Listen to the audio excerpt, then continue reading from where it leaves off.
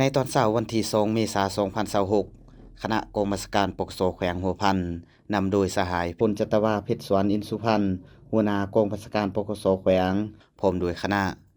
ได้เข้าวางกระตาดอกไม้อยู่โตหน้ารูปปั้นของประธานไกรสอนพรหมวิหาร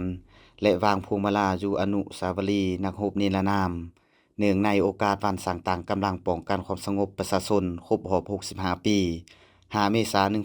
1961ถึง5เมษายน2026การวางพวงมาลาและกระตาดอกไม้ในครั้งนี้เพื่อแสดงถึงความเคารพรักความกตัญญูรู้บุญคุณถึงคุณงามความดีและน้ำใจต่อสู้อย่างพิละอาหารและบ่ยอมจำนนของบรรพบุรุษลาวก็คือบรรดานักรบปฏิวัติที่ได้เสียสละชีวิตเลือดเนื้อเพื่อประเทศชาติและประชาชนอย่างองอาจกล้าหาญซึ่งคุณงามความดีและผลงานอันใหญ่หลวงดังกล่าวได้ถูกจารึกไว้ในชีวิตจิตใจของทั่วปวงชนลาวโดยเฉพาะกำลังป้องกันความสงบประชาชนและเพื่อแสดงถึงความเคารพรักกตัญญูรู้บุญคุณและสดุดีต่อคุณงามความดีและผลงานอันใหญ่หลวงของประธานไกรสอนพรหมวิหาร